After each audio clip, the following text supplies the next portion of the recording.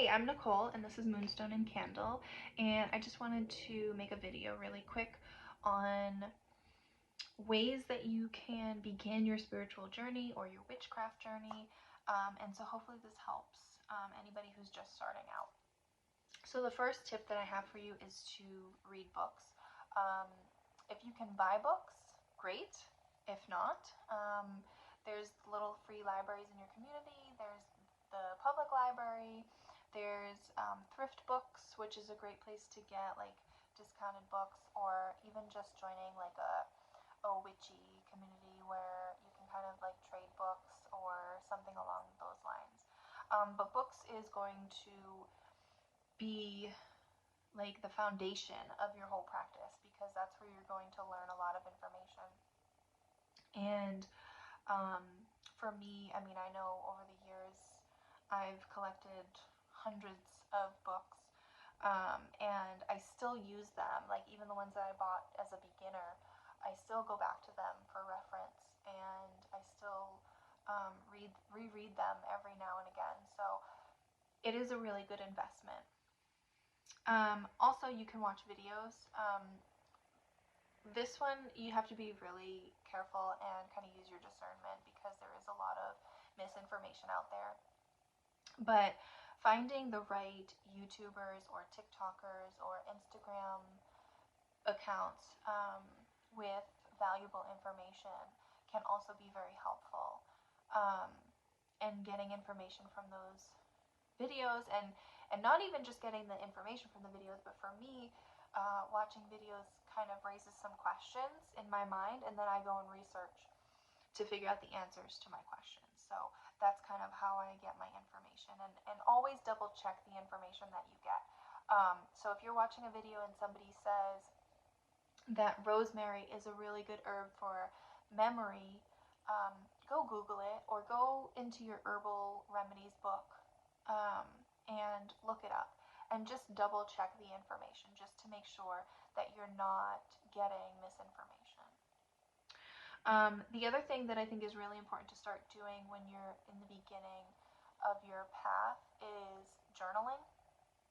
And this is really important for so many different reasons, because there might be some things that work for you that you might not find anywhere else.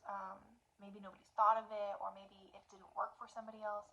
And so you want to kind of keep record of those things, but also you want to write down the things that you learn along the way. It's a good way to kind of use your own journal as a reference, and you'll get to know like your journal, and you'll get to know like where that information is stored, and be able to go back to it. It's also really good to pass on information if you're interested in like passing it on to your own children one day, or sharing with someone one day. So journaling has a lot of benefits. You can write your gratitude lists in your journal. You can write intentions in your journal. You can write your not routines, your rituals in your journals, and go back to it. See, things like books that you buy from a store, it's going to have a lot of valuable information that you can use as a reference, but it's not going to have your own thing, like your own rituals, your own routines, your own manifestations, the things that you're grateful for. And so it's really good to be able to look back on that information, and there's no better place than to just have it all in one journal for reference. The next tip that I have is to start small. So I know a lot of us might want to jump right into like spell work or divination or things along that line, but you kind of have to start at the foundation and the base of the practice, which starts with learning things like crystals and their meanings and their associations. Figuring out what crystals do I wear for what are my intentions, and what crystals go along with that intention. Do I need energy and creativity? I'm going to wear my carnelian. Do I need help communicating? Do I have a job interview today? Or do I have to have a really serious discussion with somebody? I'm going to wear my blue lace agate. Do I need to really work on my self-confidence and my self-esteem and my self-love? I'm going to wear some rose quartz. and learning about those crystals, and then being able to even expand from your own use and maybe even spreading that information to others, or like gifting rose quartz to a friend that you know really needs to work on their self-care, things along those lines. Essential oils is also really good to learn and kind of explore. Obviously, make sure that you do your research, because essential oils can be toxic to animals, to kids, to humans if they're used inappropriately. So really make sure that you have that correct information before you start using them. Herbs. I love my herbal remedies books. I love Rosemary Gladstar, I think is her name. I have a bunch of books by her, and she's really great. Herb videos, any of that stuff, to kind of learn what the magical properties are and also the healing properties, and start healing yourself using herbs when you get sick, or healing your family or your friends with teas and soups, and making potpourris to kind of cleanse your house and purify your house. That can be really fun as well. Learn how to protect yourself or protect your home using herbs and crystals. Learn how to heal yourself using herbs and crystals. Things like that. That can be very helpful in your practice. And it's good to learn like the crystals and the herbs and the essential oils before you start your spell work and things like that, because you don't want to accidentally use the wrong herb or the wrong crystal in your spell, right? I mean, we want to know these things pretty well before we start using them in certain practices. Start your own garden. This is really good for grounding, which is really important. I have a video on grounding as well.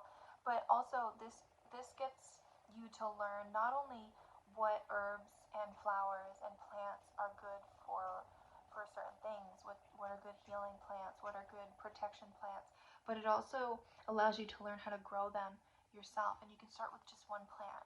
Maybe one year you just focus on how to grow lavender or how to grow rosemary. So you can have your own witch's garden, which will be very handy in the future, because there might be certain herbs that you can't get at certain times of year or in certain locations. So growing your own can be very beneficial. Meditation is always going to be my tip on, I feel like, every video. Meditation is really important. It allows us to be in the moment. It allows us to get grounded. It allows us to connect and to raise our vibration, and it allows us to work on our psychic development and our intuition and all of that stuff. So I feel like that can be very helpful as well. When you start doing spell work, you're going to want to be able to cast a circle, and you're going to want to be able to meditate and get grounded and shield yourself and to visualize. And so practicing meditation can really get you to know how to do that very quickly and very easily, whereas at first it might be kind of difficult for some people. Learn the moon phases. Learn that you set your intentions on the new moon and you release on the full moon and everything in between. Also, you can put that in your journal as well. So how do you feel on the full moon? Was it intense energy? How did you feel the day after the full moon? Did you feel kind of hungover, like a full moon hangover? How did you feel on the new moon? Were you super creative? Things like that, and just kind of keep track of how certain moons make you feel. The full moon in Pisces or new moon in Sagittarius, how did that make you feel compared to full moon in Cancer or new moon in Leo, So those are just a few tips that I have to kind of get you started. Obviously, there's hundreds of other things, from divination and scrying and tarot and things like that, to spell work and candle magic and the elements, and I can go on and on. But this is a 10-minute video, so I feel like we can end it here. I hope this helps. I do plan on putting out more videos with more tips and some recommendations and some information. So if you have ideas or you have questions on that, make sure that you comment and I will definitely get back to you, either through commenting or through another video. If you're not following me or subscribing, please do that. I am looking to build on my YouTube channel as well as my TikTok and my Instagram. So I could definitely use the support. If you liked the information that you got from this video, or you want to follow me, go do that. I welcome you with open arms. And I just want to say thank you for being here. And if you got this far in the video, thank you for watching. And I will see